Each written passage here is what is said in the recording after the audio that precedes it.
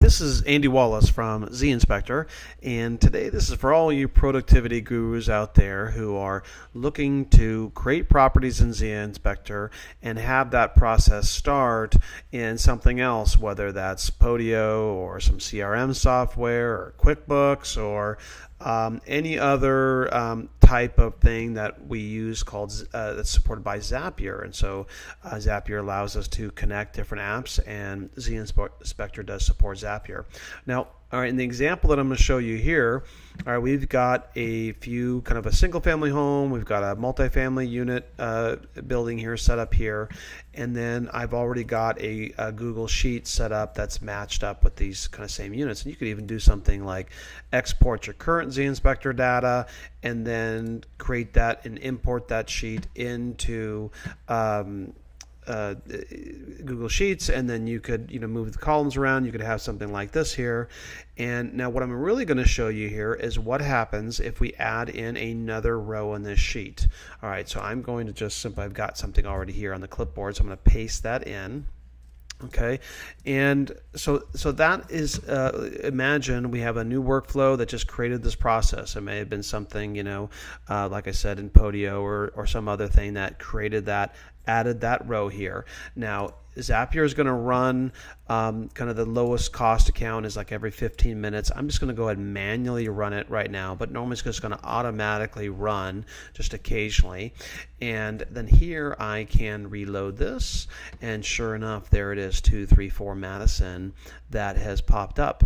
And now here, if I hit View Edit Areas, you can see that we have 2 bathrooms and we've got 5 bedrooms in here, just like we've got here in this spreadsheet here. Okay, now what we also have is, if we look at View Edit Areas, okay, it's pre-populated this property already with the areas typically associated for a single family home. And so where you set that is actually under admin settings. So if I go to settings, admin settings, then area details right here. So this here, default for single family and default for multifamily. Now, don't include really bedrooms and bathrooms typically. You're going to almost always have that from the spreadsheet.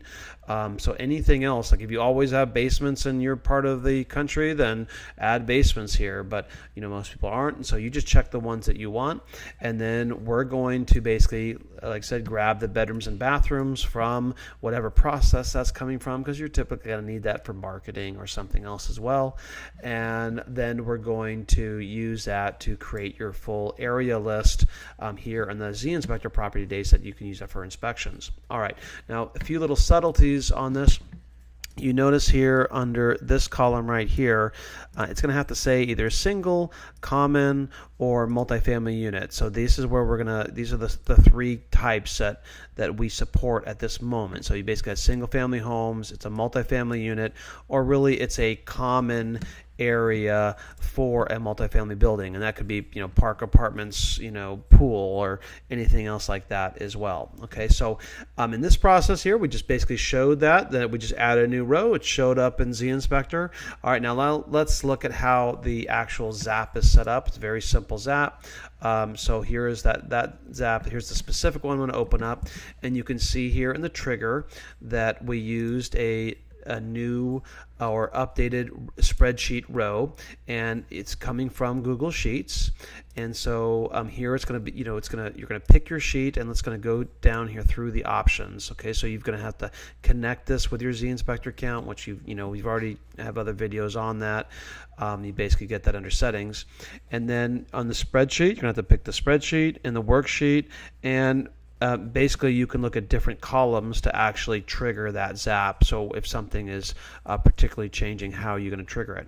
So that's basically what triggers it. And then when that happens, so you got basically a new row in a spreadsheet, then it's going to trigger, Zapier's going to grab that and then trigger this, and then we're going to trigger this action, which is a zInspector unit.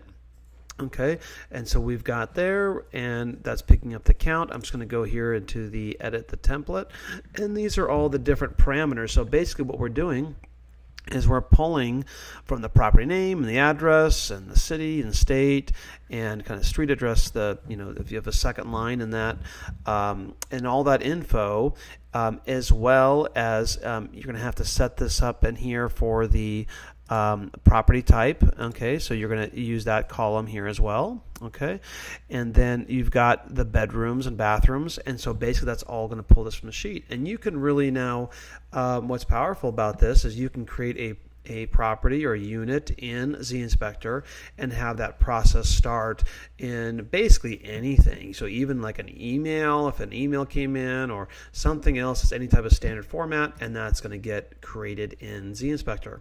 Okay, this is a little more subtle feature, but we're excited to see how you can use it, and let us know. We're here to help you out. Take care.